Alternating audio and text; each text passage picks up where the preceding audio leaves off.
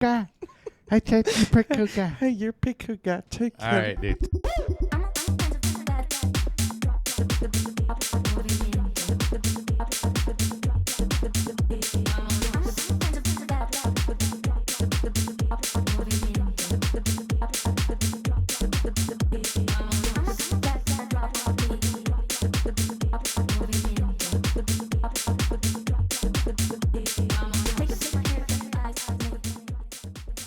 All right, hey everybody, welcome back to This Pink Cloud. We are a show all about recovery and multiple pathways, mental health, all that good stuff. I am DJ Kelly Reverb. Yes, thank you for the brown air. On time today. Thank you for the brown air, Chad. Thank you, sir. But yeah, I'm an RSPS DJ, actually, and I produce with this guy. Ladies and Ladies and gentlemen, Mr. Chad LeMans. How are you, bud? I'm good, man. How about you? I am swell, dude. So, yeah, but that track in the intro was actually a new track, right? Yeah. It's called Vamonos. Vamonos, and that Movimiento. that means pretty good track. That means we go in Espanol. It's Pico sound. Pico. It's Pico. Hey, it's Pico. It's Pico guy. Hey, anyway, but I appreciate this guy coming in absolutely last minute. It's almost like we grabbed him off the street. But he is a friend of Josh Jordan, who Josh Jordan is a nice.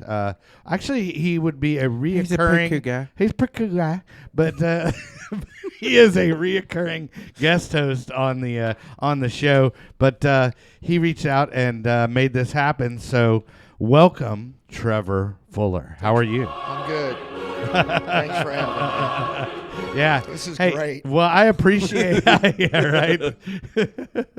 I appreciate you coming in last minute and adjusting your schedule for the day to accommodate this, but to share your message of hope and strength.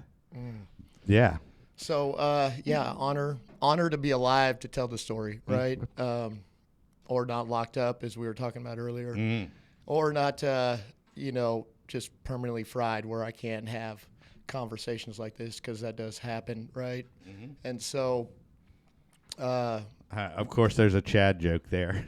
oh, Chad's like that. that's on Kelly. I'm a Pico guy. Chad's got perma-fry, but that's all good. I still got a couple screws loose over there. Right? So. Don't we all? I think I'm one French fry away from a Happy Meal.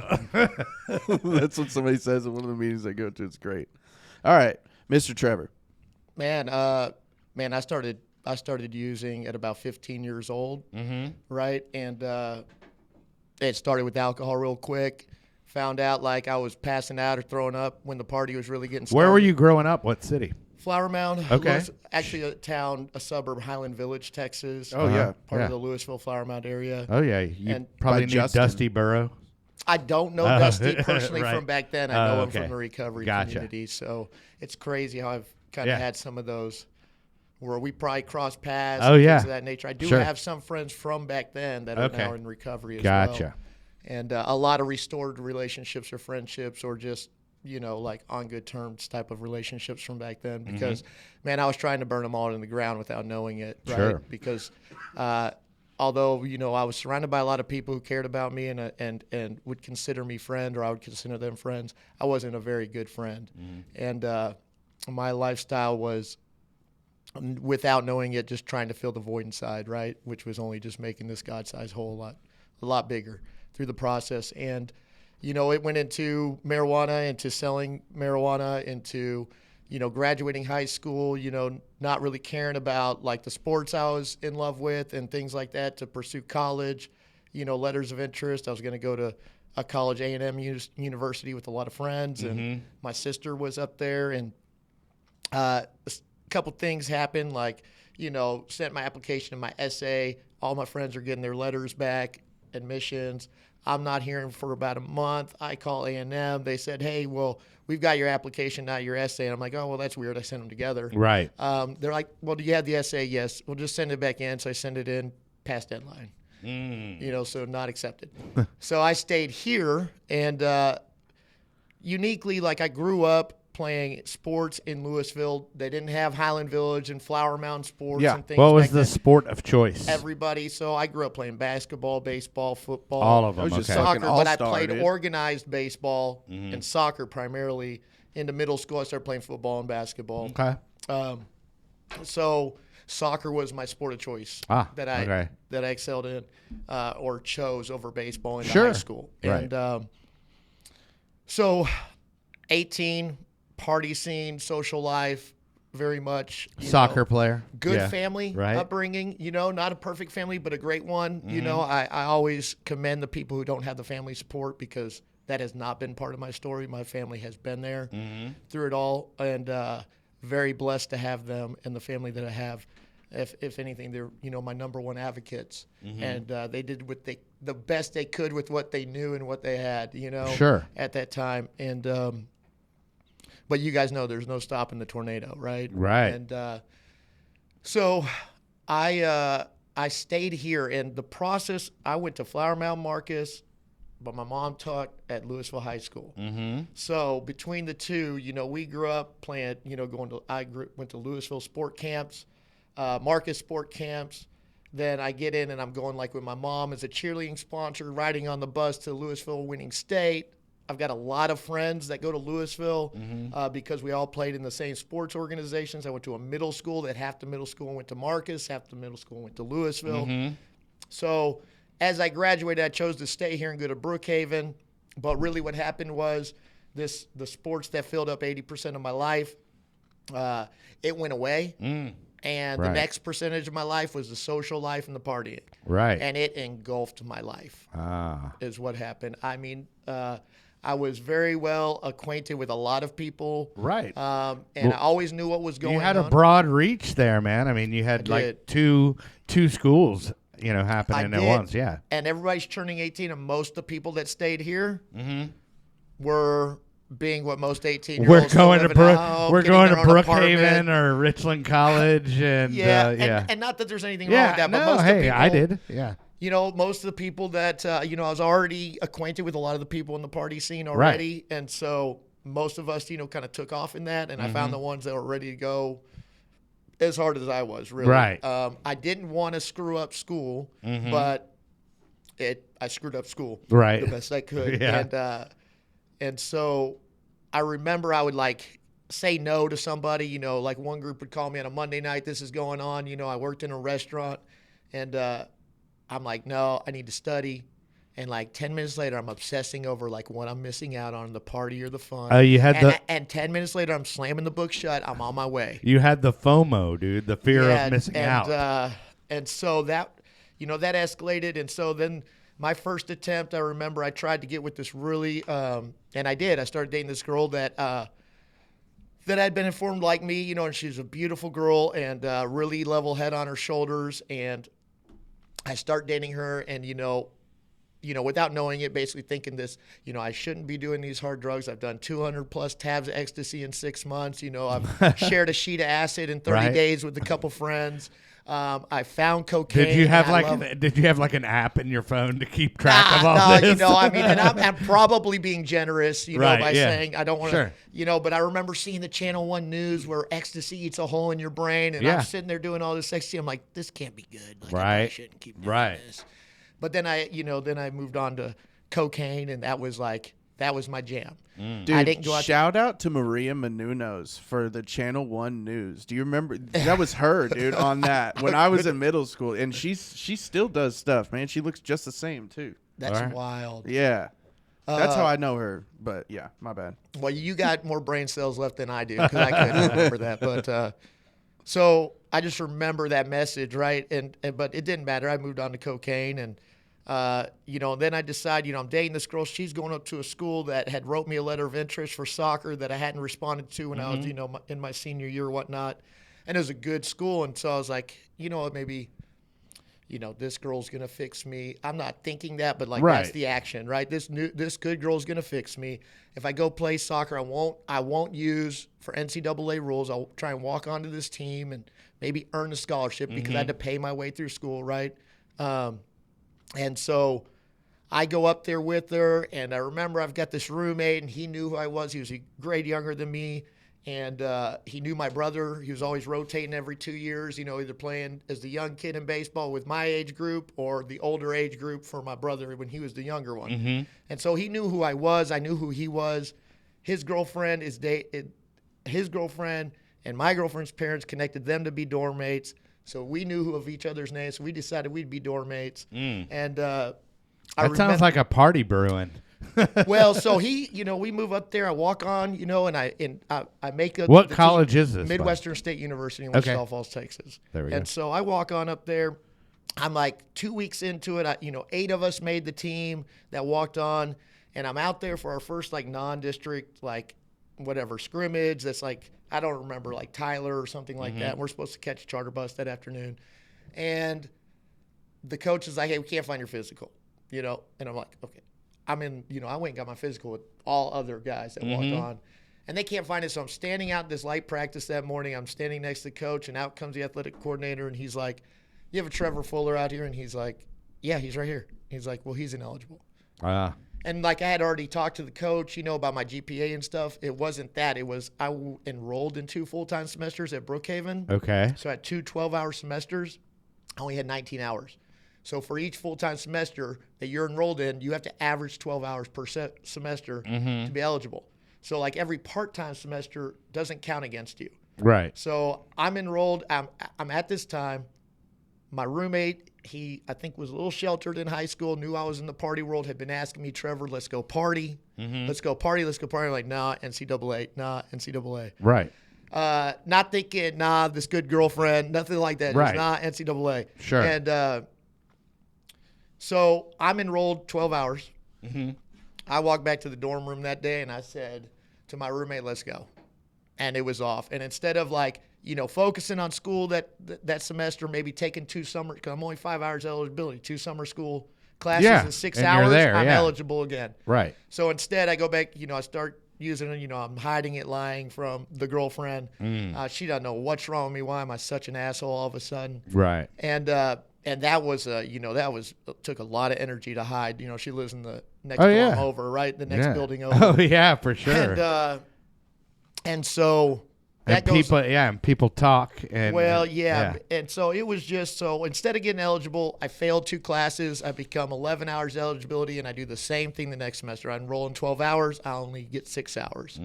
And so that happens. I decide I'm going to stay up there. We go home for the summer. We come back in and move into an apartment complex.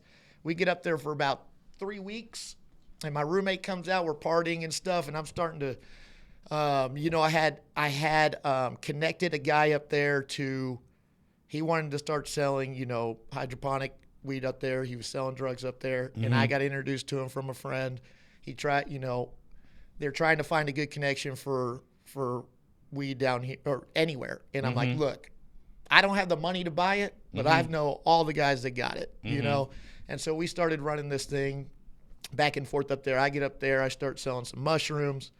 And my roommate comes out at about 2 weeks, and he's like, this is after a night of partying, and he's like, "Hey, I think I'm moving home." And I said, "What?" And we just signed this lease. He said, "Yeah, I just don't think this is going to go well." Right. And I'm like, "What are you talking about?" Yeah. Well, yeah, why? And, I don't think this is going to go well. So I end up getting a roommate from the restaurant I work at, because I just transferred from the 𝐓𝐇𝐿 Cafe in Flower Mound to the 𝐓𝐇𝐿 Cafe in Wichita Falls. And this goes on. He moves out. I get a roommate from there. He was going to pay for 6 months, up to 6 months, to give me time to find a roommate, right? And I don't know if he knows this, but one of probably the smartest decisions he ever made was moving out. So this guy who moves in, his dad's a sergeant of the police department. I come home one day from school, and we've got everybody parties from the restaurant in our hotel, in our apartment. There's beer bottles everywhere. There's, blunt roaches in the ashtray.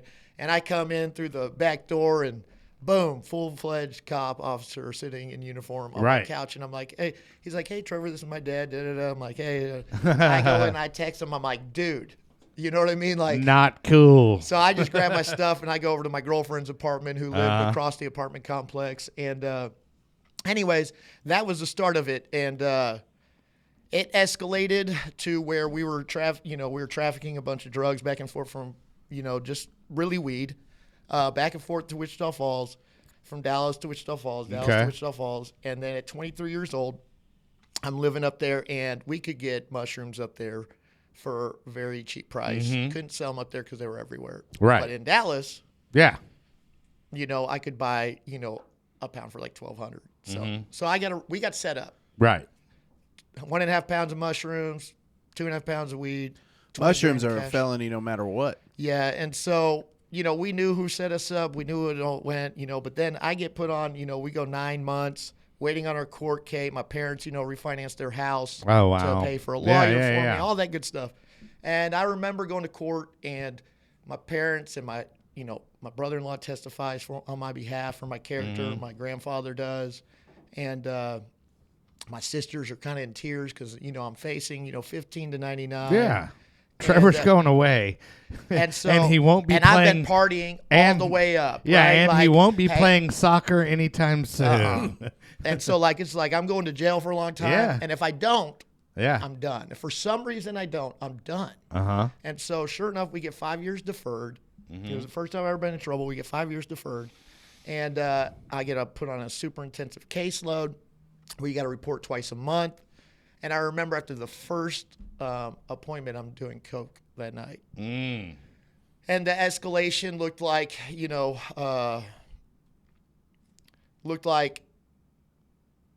a year and a half. I'm start losing jobs. I'm unemployable. I start losing my jobs. I can't keep a job. And so 27 years old, I'm not reporting anymore. The stopping 7 days before turned into 3 days before, turned into 24 hours. I'm paying to play $50 cleansing pills every time. You know what I mean? Every time. And I don't have money to do that. I don't, and I'm high the night before, still using for an 8 o'clock in the morning. So I stopped showing up. She had my probation officer tipped me off, kind of not tipped me off, but I was leaving. She was like, "Trevor, are you losing weight?" I'm like, "Me, no." Yeah. And she's like, "Do you want me to piss?" I mean, I was dressed in my work uniform. I got to go to work, but she's like, "No, you're good." And then that next time, I'm like still high whenever I'm supposed to go. I'm like, I ain't showing up there. She's on to me. Right. She knows and, something's up. Yeah. So then I don't do it again the next month. And then I'm like in Valley Hope in 2007. And I call her after not reporting for like 3 months. And I remember I start getting this information. I'm really excited. This is the first time I'm going to treatment. I've been visiting a girl that I was seeing that had gone up there, and I'm visiting because I had a really open door policy. I get exposed to like people clean for the first time. Like truly, I mean, I gone into the rooms in 2004 because of court. Yeah, court order. And then I was getting my paper signed. Yeah, you got your paper signed, right? I mean, it's systematic too. Like I had like 3 different colored pens. I'd write out the meetings, like 2 lines with that pen, make sure somebody signed with that pen. It was so manipulative. Right. And the effort that I was putting forth, not getting dude. found Well, out. I always say, like, even, just with alcohol, it becomes a full-time job, man. Oh, man. Yeah, the hustle and the hiding it. It's like, and then finding the resources for it and keeping that party going, dude. Absolutely it's full-time. insane. And just so sick at that time, and didn't know what I was up against truly. I hadn't like been in recovery long enough. So I go to this treatment center. And I remember I'm in this detox center with this guy from Wisconsin named Jim, and he's into volleyball. Like, I'm in the detox hall. We're hitting it off. Really excited to be there. 10 days in, I get moved. It was a Friday, I remember, and I get moved upstairs to the residential room. And I remember I meet this guy, and he was a guy that, real good-looking guy, star athlete type of guy. He's from Fairfield, Texas. His name was Josh Jordan, everybody. I'm just kidding. Josh will claim he's not athletic, but he looks like a linebacker. Right. And so I remember we start hitting it off, and like I'm 10 days in. I'm getting this new information. I'm excited to be there, but like, I don't know. Like, we connect by glorifying what we had been doing. Right. And he's over at the blinds, and I remember at one point he goes, "Man, we're going to have fun getting high together." And I remember, I don't know what else was said in that conversation. I know we considered how continued, but in my mind, all I'm thinking about is like, did this dude just say we're going to get high together? Am I losing my mind? No, there's no way. I heard this guy say, there's no way we're in rehab. And I'm just like spinning the wheels. And he goes to the restroom, shit you not, 5 minutes later, comes out. I had called this girl I'd seen. At that time, we had just graduated from this rehab. She doesn't answer. He comes out with a bowl twisted, and I had just started using meth 2 weeks before because I'm going into treatment. Let me try this. Yeah, let me get this out of the way. Let me check this off the list. It shows up in treatment, and like I am like, man, I might have like 10 days of information, no application of any of it. All I know is like maybe I could have ran because physically I'm able to run, but like this has been the solution for 12 years that I know how to do, and so I hit it. I don't know how I graduated from that program. It did not go well. I get out, I report to a super intensive caseload supervisor named Tanya Bobo out of Denton. Probation, and I transferred from Collin County. And what year is this? This is 2007. Still. Okay, still. And I had gone into rehab because I remember looking at myself in the mirror. You become everything you don't believe in. You know, this is the type of man you are, and just some of the behaviors I was exhibiting and things I was willing to do, and so I get out and I go in, I spit all this information, and I used coke the night before. I stayed off of drugs for 10 days when I got a treatment. If you just get me away from these guys that I'm getting high with, I'll be okay. I make it 10 days. I used the night before. Drugs are finding you in rehab. I'm just going to do 3 bumps, and I'm going to stay up all night and play poker and drink water, and I'll be fine. Right. And I go in, and I remember the girl I'm seeing is out in the car, and I come out of probation because this meeting was like, I shared this information. She goes, I don't believe you. Can you pee? I said, yeah, I can pee. I pee in that cup. I walk out. The girl's like, how'd it go? I go, I'm going to jail. Yeah. What do you mean? I thought you said everything would be fine. I can just feel it. It's the end of the road. And so sure enough, I come back 2 weeks later, Trevor Fuller, and I'm like, hey, how are you? And she's like, I'm not doing good. You know why I'm not doing good? I'm like, I failed my UA. You failed your UA. Coming here talking all that nonsense. Revoked my probation. You know, I get arrested. On paper, I look really bad, you know, because when we got arrested, there was a forfeiture of a deadly weapon. You know, I've got this misdemeanor assault that was dismissed, but it wasn't expunged, right? So they just see this drugs history, you know, a little bit of violence, a forfeiture of a deadly weapon, all that stuff on my case. So on paper, I looked really dangerous. Right. And I was dangerous to society for sure, and to myself. But so I don't want to minimize that by any means.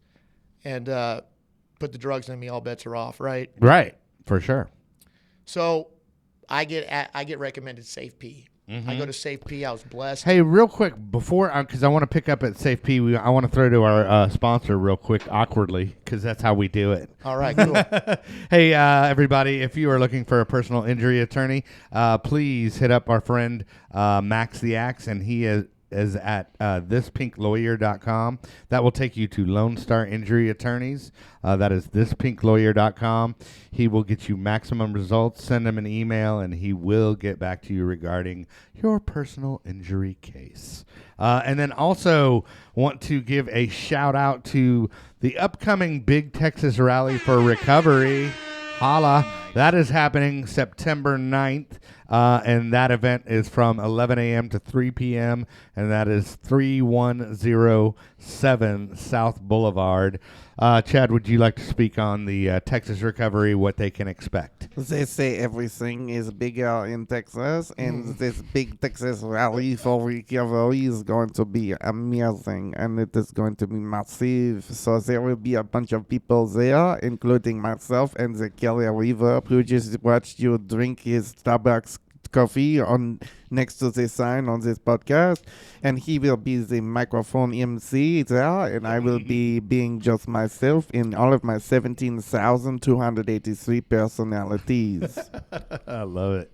That's great. Yeah, so no, that's going to be a cool event. They've got all kinds of speakers, and Phoenix is going to be down there. Dawn is going to be doing like events and all kinds of good resources for recovery gathering in one spot. So it's going to be cool.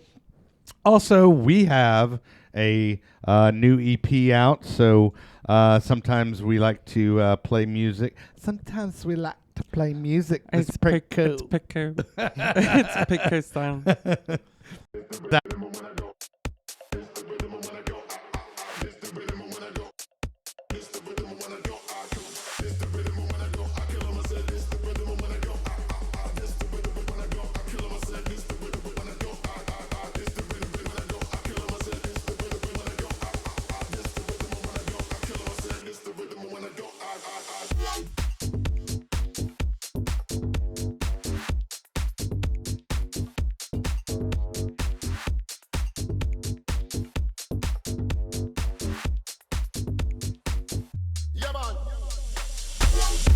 Yeah, man. All right, so that is actually streaming on Spotify, Apple Music, also available for purchase, Beatport, Track Source, all that good stuff.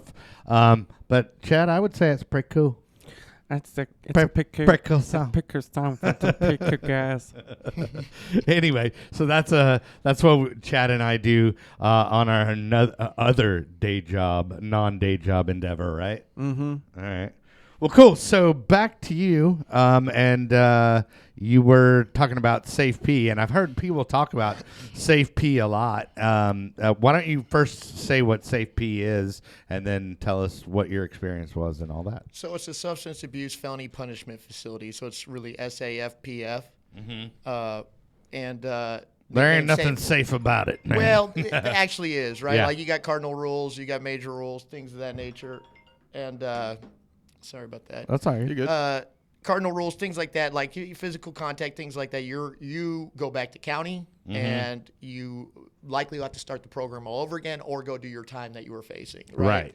And so, in a sense, it was still a lot of criminal mindset in there. Things of that nature, surrounded by people that were on their way out of prison as a stipulation, or on their way to prison. For me, at that point, like I remember, I wanted help, but I remember I wanted like to choose a 90-day treatment center of choice.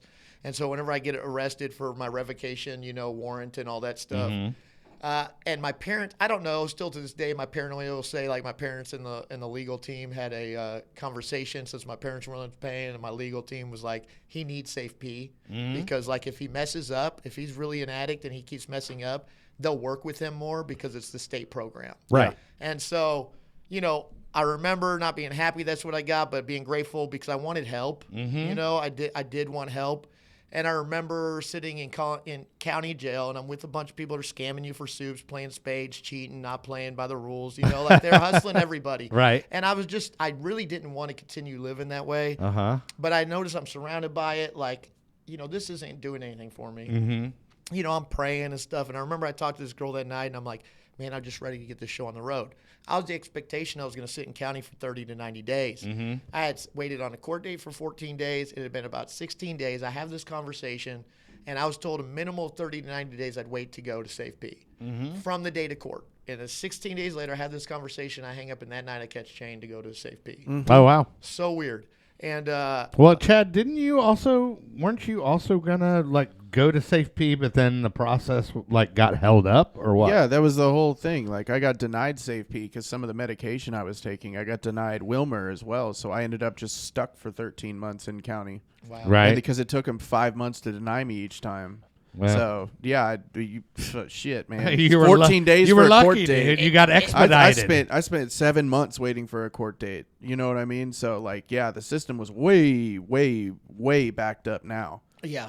And I know Dallas County is even longer. Like they're talking it's a like shit 6+ month wait to get into Safe P. So, it's like a 9-month program too. Yeah. 6 to 9 months. Average is about 8 to 9.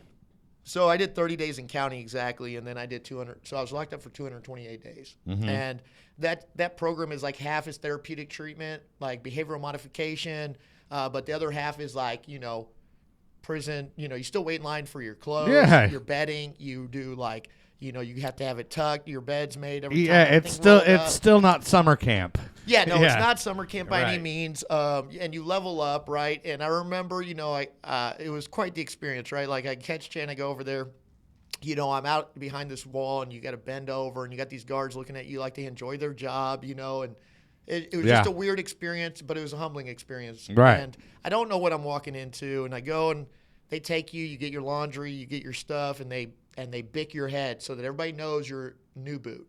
They call it a new boot. And so like your first 30 days, you don't get any privileges, which is like free time, watching TV, eating commissary, things like that. So I remember I walk in and you get introduced to your pod. I was building 5 pod at the Johnson unit in Winsboro, Texas. And, shout out. Yeah, shout out. Shout out pod 2. Well, with the Oxford alumni, I might get an opportunity to go up there with Oxford. To go up there, so that'll be a really cool experience. Yeah. And so I go in and I get introduced, and these 2 guys run up to me, man, and they just start screaming their head off because they can't touch you, but they're about a foot away. One of the guys looks like he's got steam coming out of his ears. He's got these big ears. He's got his head short. real pale guy, but his face is bright red, screaming. And I am just like, what is this? Right. And so, but in 12 years, you know, like 9-year coke addiction, you know, if I didn't use that day, if I didn't use coke that day, like it was because I slept through it. And so it was the first time I was probably ever experienced some peace in about 12 years, you know, other than the 10 days in treatment. And Right. So this goes on. I get out. I successfully complete it. It was a real good experience for me because I wanted, you know, the experience, like I wanted help. But I get out and I have this plan of action that I don't, you know, fall through it. Like I just have this plan of action. I'm going to get out. You got to go to a 90-day transitional living and then a 6-month aftercare program. And so I remember about 75 days in, I was at a Abode Treatment Center in White Settlement. My parents would let me use my brother's car at that time. My brother's using my car. I think he was still at A&M. And so I had family to go back to, and it was overcrowded. And so, like, I got let out early. And the last weekend I got they're letting me out in, like, 4-day passes instead of 2. Oh, wow. Which was weird because they said they didn't have enough beds, but I had a single room. So I don't know if they had somebody sleeping in my room while I wasn't Right. there. I don't know what was going on. Yeah, sure. But I didn't want to be there, so I was happy to be on these 4-day passes. So I get let out early, but they don't realize that last weekend before they let me out, like I went on Party Cove in Lake Louisville with my brother and his Oh, friends. hell yeah. And I drank. I drank. And bless my brother's heart, right? Yeah. He felt like I needed new friends, and he knew his friends. He felt like his Right. friends were, you know, not doing the hard drugs and stuff like that. So he didn't know better. Shoot, to be honest, I didn't know better. Right. You know what I mean? Yeah. And so I drink, and like I get out the next day, and then I'm going to drink again, and then I'm going to drink again. And I'm going to say that, but I knew in the back of my head, I was going to call my coke dealer that night. Right. I was going to call my coke dealer that night, and I knew how the plan. The plan did not work out, so I had to reach out to somebody else, and I end up only being able to get meth. Yeah. Oh, So I do meth, and I'm doing meth now in the aftercare program, and I make it through 5 months complete. And that last week of the 5 months, you had to hit two of these groups a week, and it was Saturday. The last meeting was that morning, and I'm driving on Addison Way, and I'd been up for like 3 days, and I rear end this guy. Oh, no. That was basically like stopped. I couldn't tell you really what happened, but all I know is like I totaled my brother's car, front end in. This guy didn't want to stop and like talk to the cops. I don't know what was going on there. Right. Thank God. Maybe. You know, I called my parents. They get Maybe a tow y'all truck. had done the same and- substance. So I'm like, man, I'm sitting there and I go like I continue to go about this thing for a couple weeks, and I remember I reached out to my family like 2:00 in the morning. It was a Thursday night, Friday morning. I'm like, look, I need help, kind of thing. I don't remember what was said. I'm sure they knew I was out of there. And I'm like, man, I'm thinking about going to Turtle Creek Manor. I'm thinking about Homeward Bound. I'm thinking about like other options, like a treatment center. I don't have any money. My parents are done. with me Sure. financially, Of right? course. Yeah. And so I remember just hearing like, trust the process, trust, you know, like honesty is the best policy, right? The truth always prevails. And I remember my dad's going to take me to Turtle Creek Manor, and I fall asleep, and I wake up the next morning, and I tell my dad, I'm like, you know, probation's going to hear about this either way. And so maybe I should reach out to probation first and see if they've got a resource for me. And so I reach out to my probation officer. She calls me back Monday, tells me I can come in on Tuesday morning. And, you know, they don't schedule you out for like 3 weeks at a time. They're pretty booked, right? So I go in there the next morning. I tell the whole truth and nothing but the truth. She looks at me, and she's like very accepting. Thank God, right? Like that probation officer, that she really wanted me to do well, and she saw potential in me. And she was like really receptive of it, really respectful of it. She's like, look, Trevor, do you think your parents would let you stay at their house? My dad sitting out in the car. She spent like an hour and a half with me. I was like, at this point, she's like, I'm sure they don't believe anything you have to say, but do you think if your dad came in here, he'd let you stay at the house, and you could repeat, if I reinstated you for this third phase, because you have the information now, you just need to apply it. Right. I didn't really have the information at that time, to be honest with Sure. you, but I had some, and I knew a place that I could go for recovery. Right. I've been introduced to the 12-step fellowships. I knew there was resources here in DFW, right? And so I go through the 5 months. I have a couple relapses that are like 3 to 5 days, but not enough. You know, like I get like 5 months the first time, a lot of 90 days, and I get off October 2009. And I start, hanging out with this girl much younger than me. And as soon as I relapsed, she had been wanting to use from the room. So Right. we start using. It goes bad really quick. In 3 months of me being released, I've encountered the cops 3 times. I have drugs on me every time. The third time, they put the white gloves on, search my car. I'm living out of my car. Yeah. And that my parents are paying for. Right. And because she co-signed, trying to give, help me out. Right. And, of course. Whenever I was, got on probation originally, trying to turn my life around, selling all that, and really I'm still getting high. And so I encountered the cops like 3 times. The third time they let me, it was January 1st, 2010 already. 3 times, 2 months, 2.5 months. And just couldn't see the signs, man. Like I was so caught up in it. January 3rd, I get arrested. Cops, pull over, stop at us talking and arguing in a parking lot. And, we're in separate cars. And, I tell them this is where it is. But I told them I had, some paraphernalia. And with the paraphernalia that was loaded, there was also a baggie. And Right. it didn't matter. I went to jail that night. And it took a couple months. I remember I'm playing with an alumni. I'm playing sand volleyball with an alumni from Valley Hope.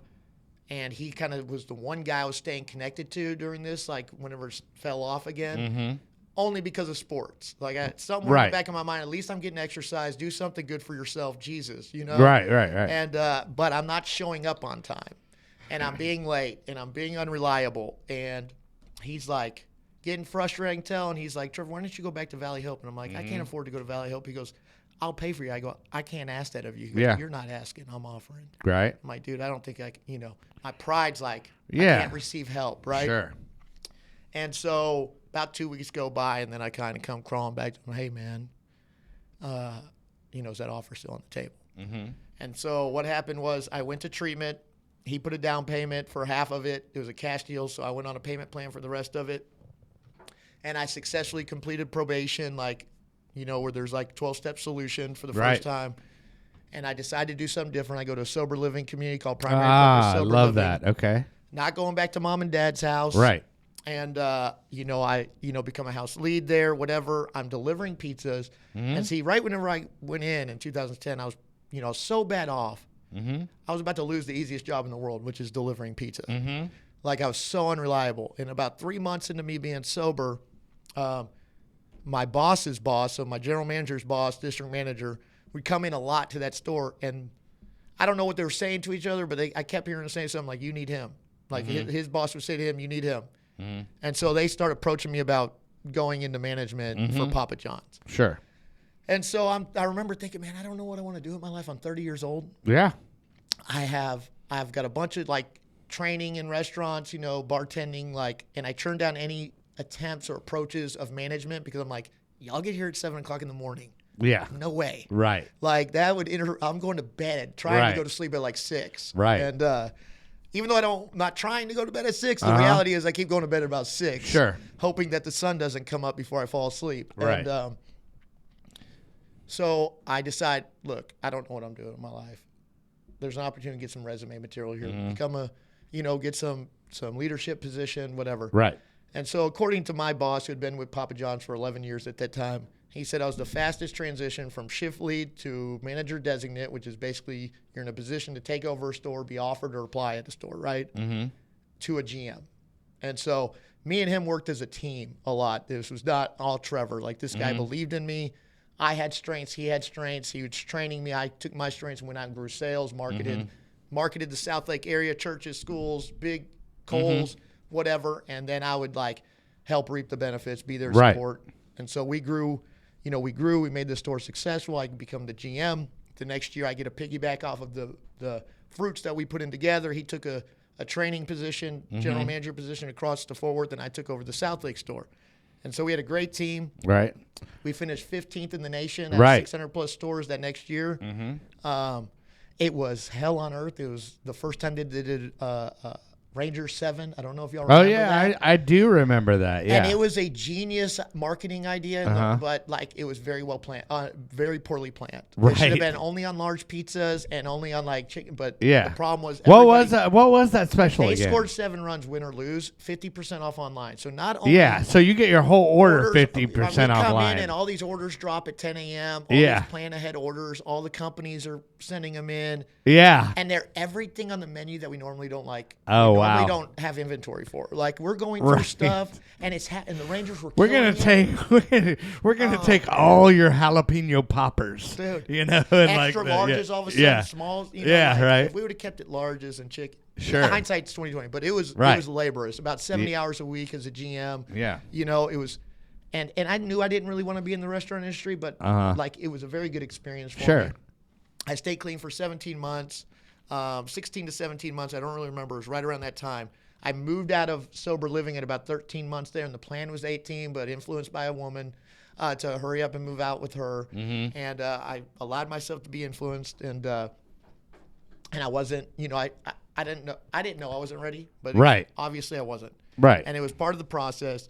I go back out to using for about 4 months, and I remember like being ungrateful for the life I had, right? And real quickly seeing, man, dude, that might not have been how you thought life should look like. But it was 1,000 times better than this shit. Yeah. You know? Oh yeah. And so that encouraged me to walk back. I walked into a Narcotics Anonymous meeting. I moved back to my parents' house temporarily for a little bit. And I stayed clean for 4.5 years. Okay. I was very abstinent for the last 11, 12 months. Where did that, like what time, where are we at on the timeline? So that would have been 2012 to 2016. Okay. December of 2016.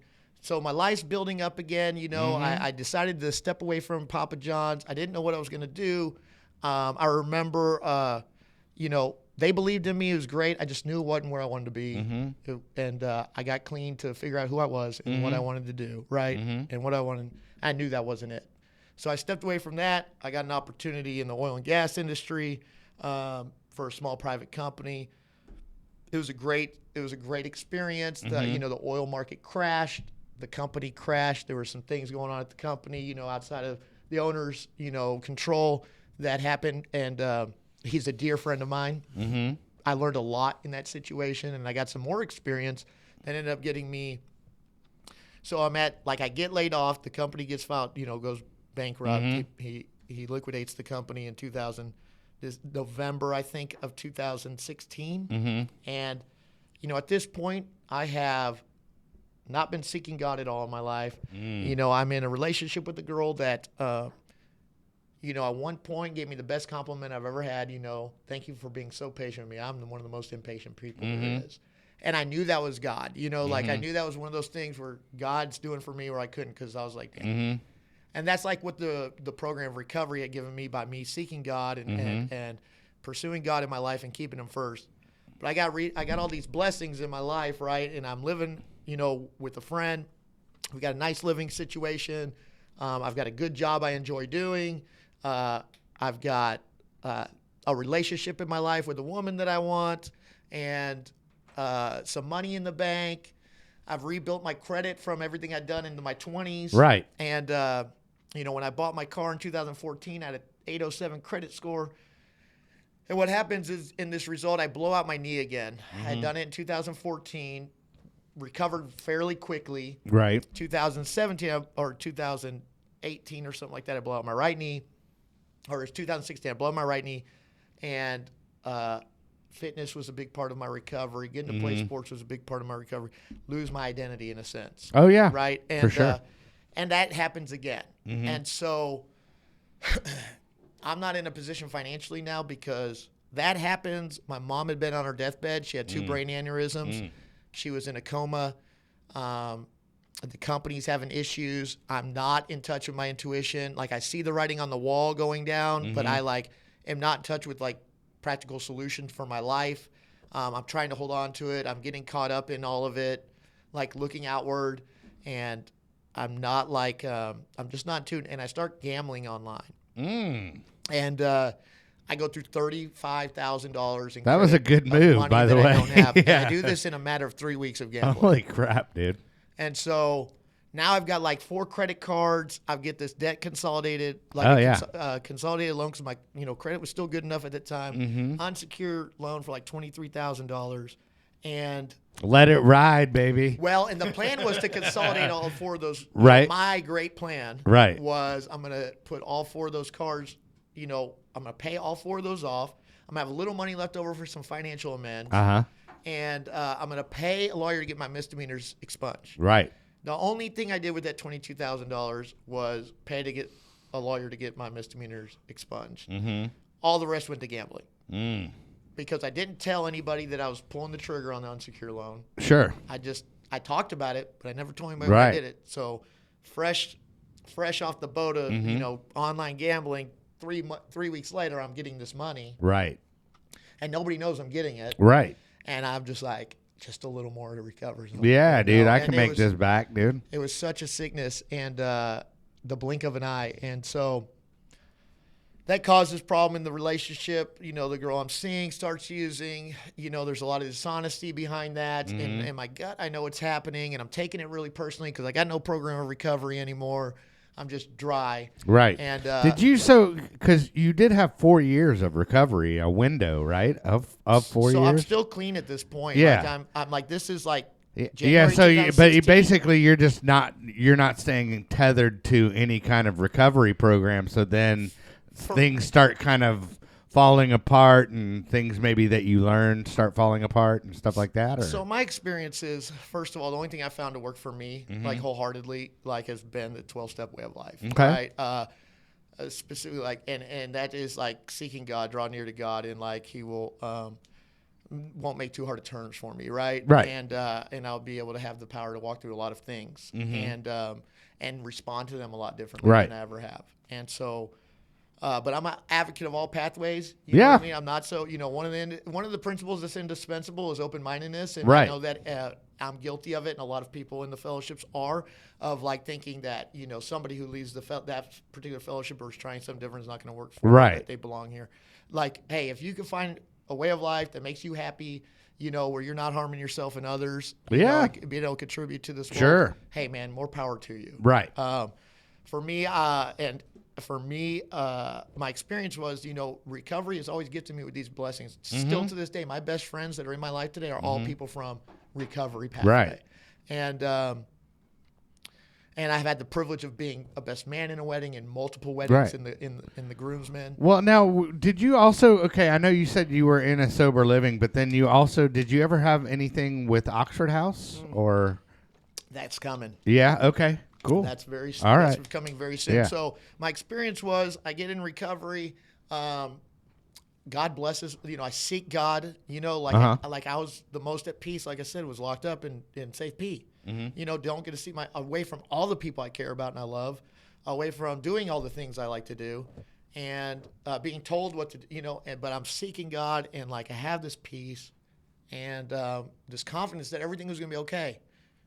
Life hit me when I got out, and it's all part of the process for me being who I am today. But I get these blessings, and I start serving them before God for me. Okay. And, and I forget, like, who the source is.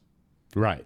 All of a sudden, these blessings become the source, and they fail me every time, right? And whenever I keep God at the center and God first in my life, like, I've always been blessed. Life does not seem so hard and difficult or unmanageable or despairing or still struggle. A life of faith is definitely a life of struggle, but for me, it's just like being able to walk through it. It's a different, it changes me. When I seek God and I draw near to Him, man, something changes in my life. And those are external blessings, the cars and all that stuff. But like usually it's a result, me getting those things, a result of who I'm becoming as a person and what's happening to my character. Right. And how I show up in life. And so that happens. I go out, like November, I lose the job. I'm using now at this, I'm not using at this point. I'm just dry.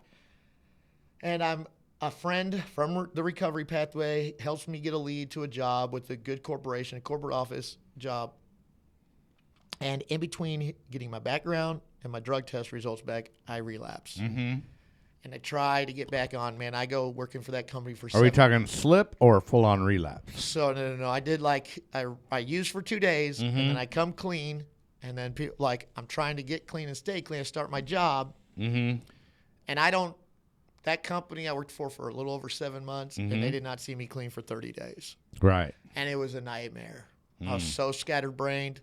It wasn't the most challenging job. Sure, it's new. So right. It's still challenging, but I just couldn't show up. I just couldn't focus. I couldn't look. Like, it was just everything was all the turmoil was coming to work with me. And I went to treatment at like 4 months into the company. As soon as my benefits hit, I went to treatment.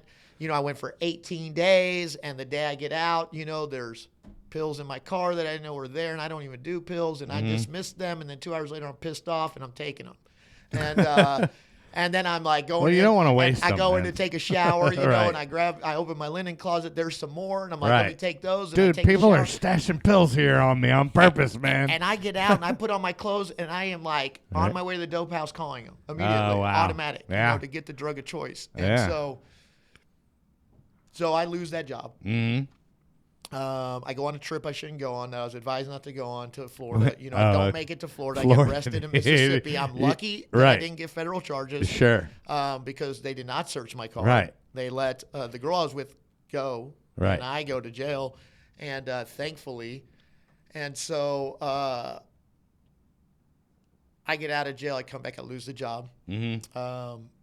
And I have a series of trying to get clean, and I'm trying to get clean, and I go into Oxford House. I get clean for 90 days. 100 days really is when I decide I'm gonna move back to a girl that I've been involved with for some years now. Well, yeah, because she won't UA you, and dude. she's using, and she's struggling. There we go. Bless her heart, she's struggling, and I'm like, you know, we're supposed to be working together. It's not really happening that way. I'm just pretty much helping, you know, just giving the money, my hard-earned money away for the most part. Occasionally she worked, and but I willingly gave it to her. And so then I'm like paying double rent. I felt like, and I'm like, no, forget that. I'm going back there.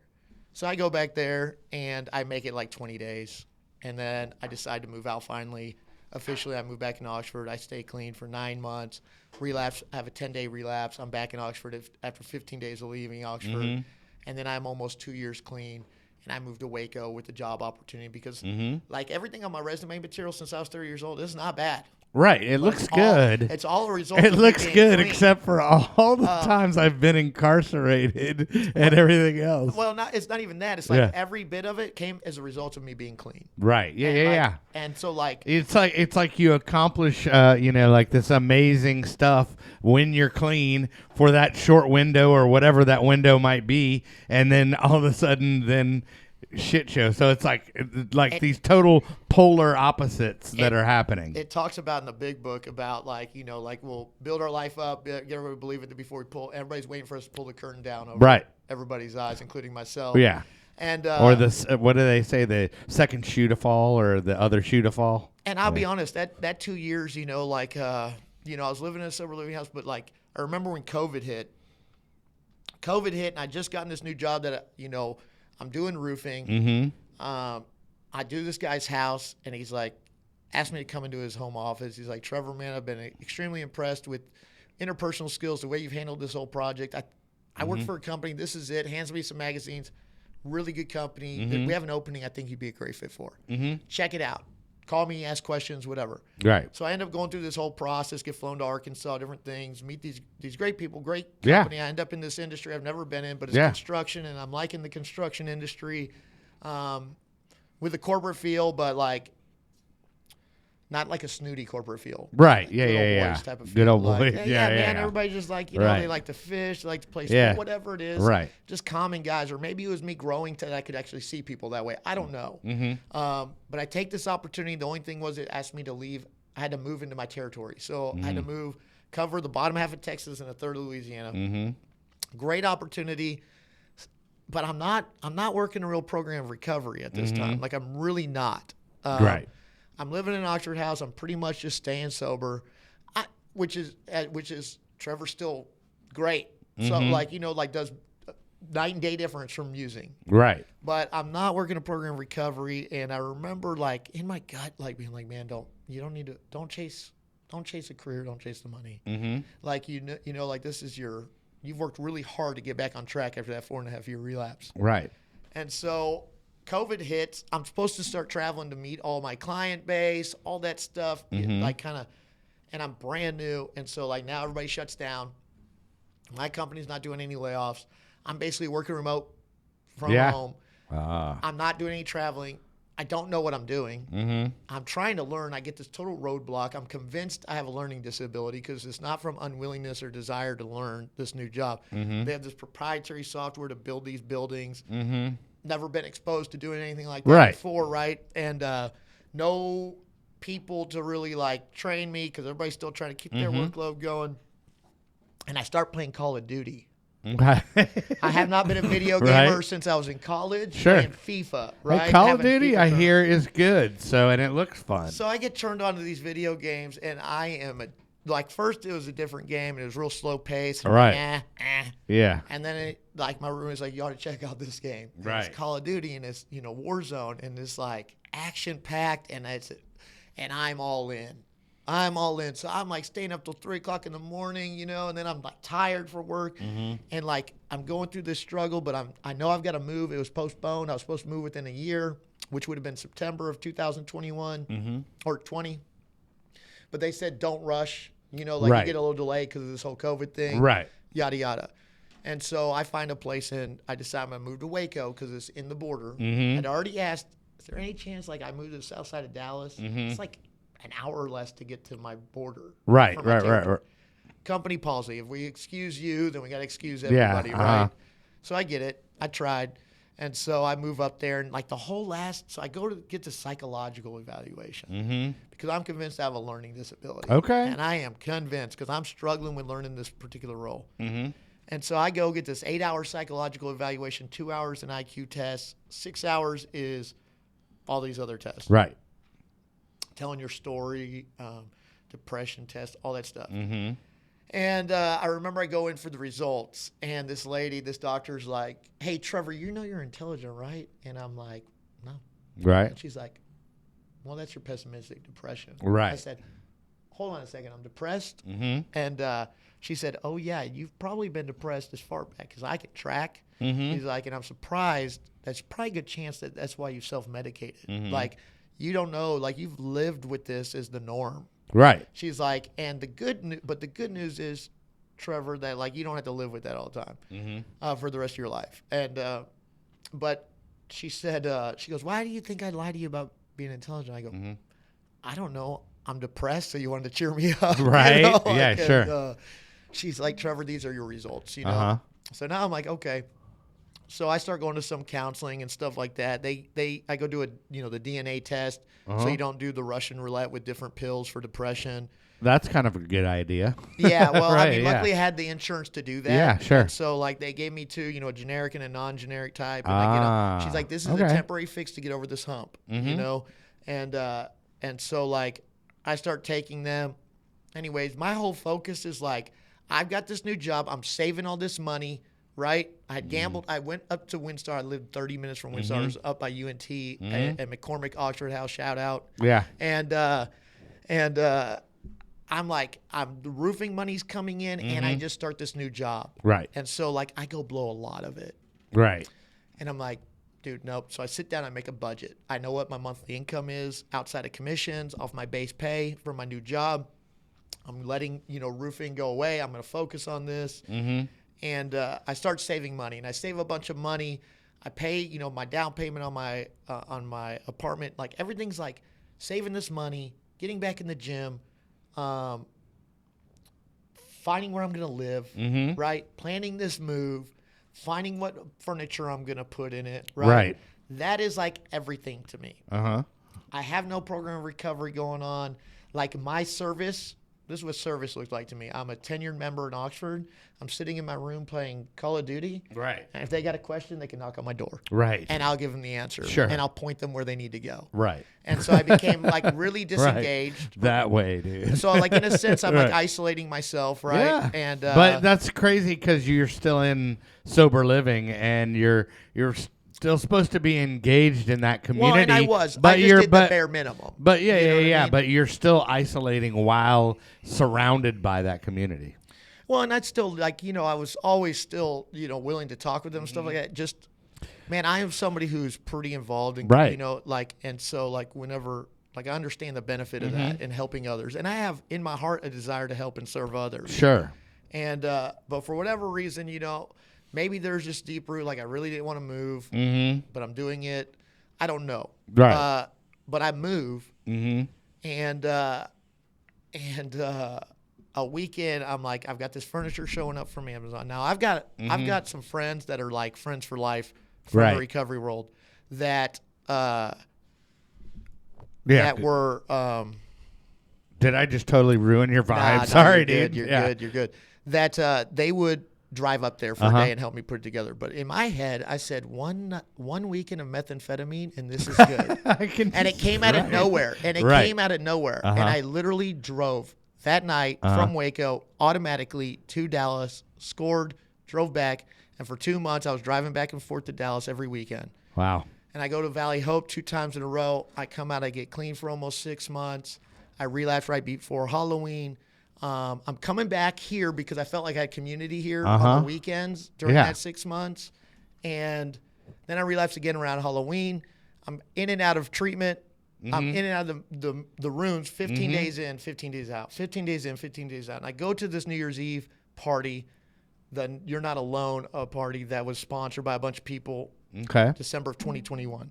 And I have like 12 days clean. I reach out to one of the people throwing the party. I need to get out. Like, I don't want to be by myself. I probably need to come serve. Hey, I'll volunteer my time setting up. I come into town.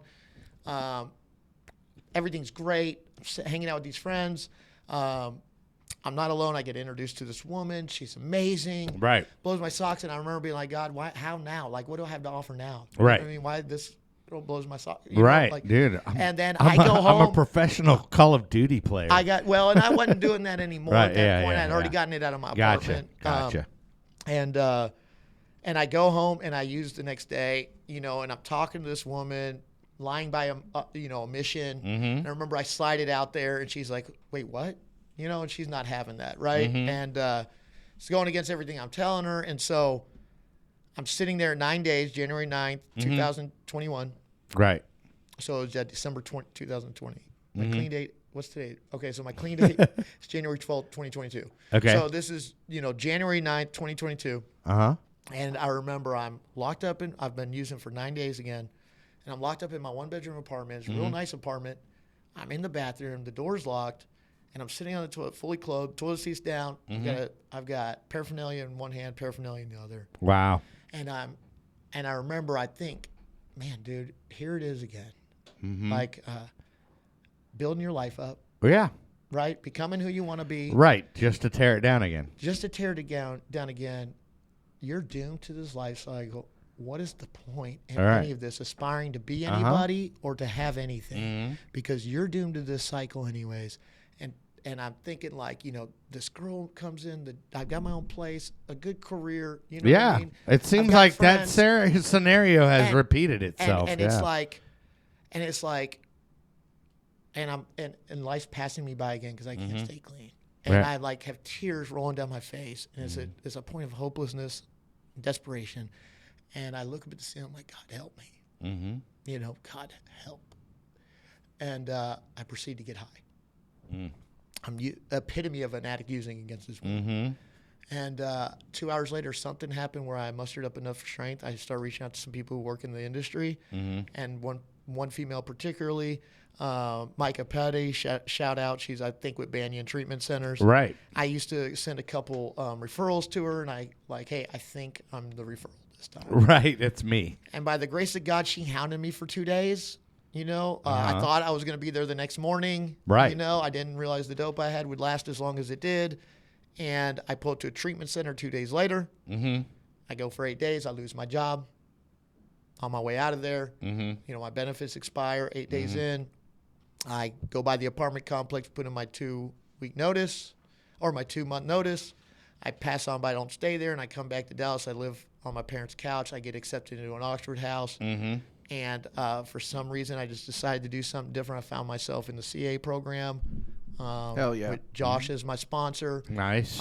It's very Shout out Josh Jordan. And my last sponsor was amazing too. You Right. know, I just felt like I didn't go back to Valley Hope. I was thinking about it, do something different. I drove south of Austin, come back. I'm in this different fellowship. Well, so how many days have you stacked so far in this last time? So January 12th, 2022 is my sobriety date. This Okay. time. So Cool. the series, I guess part of the message is don't give up. You know what I Right, mean? yeah. And because over the past 13 years, Don't stop quitting. I have accumulated approximately 10 years of sobriety, and there's a lot of people who judge that, but each time I've grown more. You know what I mean? And don't get me wrong, I've had to taken steps back each time, and I don't recommend it by any means because, man, starting over sucks. Yeah. But I mean there's something to be said for that you have done that so many times. Yeah. Yeah. And it sounds like I mean, I wish I could solve your problem, but I mean, I hope it honestly it sticks this time, and that you have found your bottom, and that you honestly want to get off the treadmill of the cycle. Right. Yeah. But it sounds like you're doing well now, right? Man, I mean, you got 2 phones, dude. Well, yeah. So and they're not burner phones. I've got 2 jobs. I've got So I would say that like the biggest thing that helped me this time is I came back here and I decided I forget everything I know. Right. Try something new. I need a new experience. Right. And I have gotten that this time, and by the grace of God. He definitely answered the prayer. Right. And